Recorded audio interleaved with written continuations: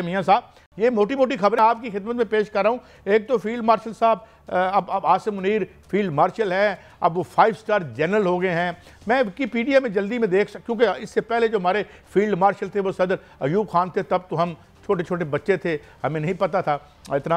लेकिन अब दोबारा से हमें किताबें, और हम चूँकि जर्नलिस्ट जो हैं वो जैक ऑफ नन होते हैं और मास्टर क्या कहते हैं, मास्टर ऑफ ऑल या क्या, तो हमें jack of all trade but master of none. तो हम किसी ब्रिगेडियर साहब अभी आ रहे हैं, उनसे पूछेंगे कि क्या अब जो joint chief of staff committee के हेड हैं वो तो 4 स्टार जनरल हैं, तो ये क्या टाइटुलर है, क्या ये एक ऑनरेरी है या इसमें कुछ इख्तियारात भी हैं? मियां साहब, एक तो आप हमें इस हवाले से कुछ गाइड कर दें, और दूसरा फिर हम मसूद अहमद खान साहब के भी मुंतज़िर हैं, ज़ाहिर है वो हमें ज़्यादा बेहतर गाइड कर सकेंगे। जी मियां साहब। देखें कायद साहब, ये एक बहुत बड़ा आज़ाज़ है पाकिस्तान के लिए भी, और ये बड़ा खुशी का मौका है कि जो 6 फरवरी मई से लेकर 10 मई तक दुश्मन ने हमें ललकारा और दुश्मन ने हम पर जो है वो हमला करने की कोशिश की, जसारत की, और पाकिस्तान ने ज़िल्लत अमेज़ उनको शिकस्त दी और मुंह तोड़ जवाब दिया। ये सारी की सारी क़यादत जो थी, ये दिलेराना क़यादत और हिकमत वाली क़यादत और प्लानिंग वाली क़यादत, जुर्रतमंदाना क़यादत ये army chief general Asim Munir की थी। और यही हुआ कि जब उनका ये हम मार्का जीता, मार्का हक जिसको कहते हैं, बुनियानुल मरसूस जिसको कहते हैं, वो जब जीता और भारत को ज़िल्लत में शिकस्त हुई, तो उसके बाद जो मुख्तलिफ छोनियों का दौरा किया गया, वहाँ से भी ये आवाज़ आई कि आर्मी चीफ ने जिस तरह क़यादत की है, दलेराना क़यादत, और ये मार्का जीता है, ये सारे का सारा क्रेडिट जनरल आसिम मुनीर को दिया जाना चाहिए। और इस हवाले से बिल्कुल ये क्रेडिट दिया गया। वहाँ से आवाज़ आई फील्ड मार्शल की, और ये वहाँ से आवाज़ आई, हर रैंक से आवाज़ आई, और फिर हुकूमत जो है उसके हलकों से भी आवाज़ आई। और फिर आज काबीना का इजलास हुआ और वहाँ पर यह फैसला किया गया कि निशाने मिलिट्री इम्तियाज़ मिलिट्री जनरल सैयद आसिम मुनीर को फील्ड मार्शल के ओहदे पर जो है वो तरक्की दे दी जाए। और इसकी तजवीज़ वज़ीर आज़म ने पेश की और पूरी काबीना ने यक ज़बान होकर इसकी मंजूरी दी, और जो इसके बाद जो उनको ये ओहदा मिल चुका है। और उसके बाद सबसे बड़ी जो खबर ये है कि फील्ड मार्शल सैयद आसिम मुनीर ने भी एक पैगाम दिया है। उन्होंने कहा है कि ये ओहदा जो है ये उन गाजियों के नाम है, ये ओहदा उन शुहदा के नाम है, ये ओहदा जो है उन पाकिस्तानियों के नाम है जिन्होंने इस मार्के में जो है हिस्सा भी लिया और हर तरह से उन्होंने अपनी खिदमात सर अंजाम दी। उन्होंने कहा अल्लाह का शुक्र अदा करता हूँ, और उन्होंने हुकूमत पाकिस्तान का, वज़ीर आज़म का, सदर ममलकत का, सबका शुक्रिया अदा किया। और उन्होंने कहा कि ये ओहदा जो है ये मेरा जो मुझे जो ओहदा मिला है ये मैं वक्फ करता हूँ उन गाजियों और उन शोहदा के नाम, और ये बहुत बड़ा ओहदा उनको मिला। कायद साहब, ये दूसरा बड़ा ओहदा है, ये मैं कहता हूँ ये पहला बड़ा ओहदा है जो किसी हुकूमत ने दिया है। जो आप बात कर रहे थे जनरल अयूब की, तो वो ओहदा उनके पास जो था वो उन्होंने खुद हासिल किया था।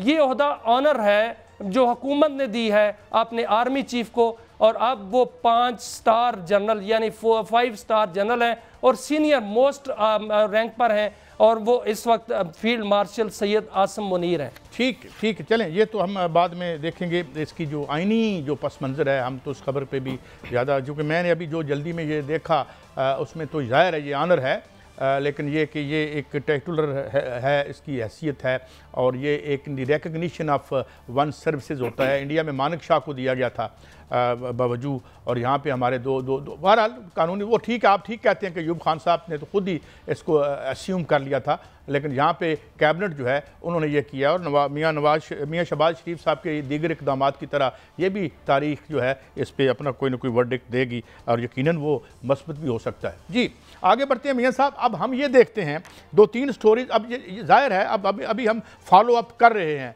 हम फॉलो अप कर रहे हैं इस जो हमारी एक ब्रीफ, एक स्क्रिमिश कह लें, एक जो हमारी कन्फ्लैग्रेशन हुई थी, और जो ज़ाहिर ऑल आउट वार तो नहीं हुई थी, मगर ये बड़ा बुरी तरह आज मैं आज के न्यूयॉर्क टाइम्स की मैं आपसे बात करता हूँ।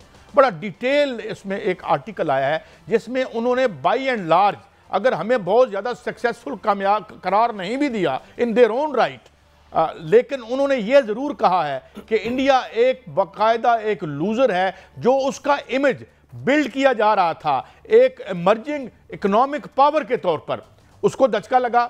उसके बाद जो मोदी का फाशिज्म है वो खुल के सामने आया। इवन आज अगर आप जावेद नकवी का आर्टिकल डॉन में पढ़ें तो उससे भी ये वो डेली बेस्ड हैं। तो अब बात ये है मियाँ साहब कि वो शशि थरूर को भेज रहे हैं और इस तरह के डेमागॉग बाहर भेज रहे हैं, गोया उन्होंने मान लिया है कि उनके वजीर खारजा जो हैं कोई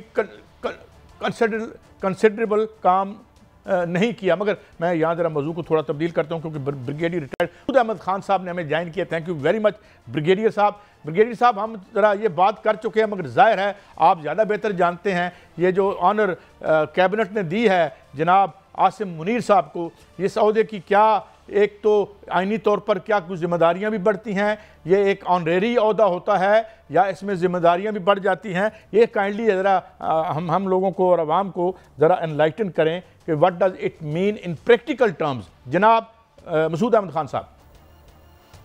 जी बहुत शुक्रिया कादिर साहब। देखें ये तो एक जो ओहदा है फील्ड मार्शल का एक एक्नॉलेजमेंट है कि स्पेशली जब आपके वार के दौरान एक्सेप्शनल लीडरशिप हो और आपने परफॉर्मेंस आपकी ऐसी रही हो जिसमें आपने मुल्क को एक बहरान से या जीत की तरफ लेके गए हों, तो वो इसमें मैटर करता है। और इसमें देखें डिसिसिव डिसीजन मेकिंग होती है और एक्स्ट्राऑर्डिनरी लीडरशिप इसमें होती है और एक हिसाब से प्रेस्टिजियस है।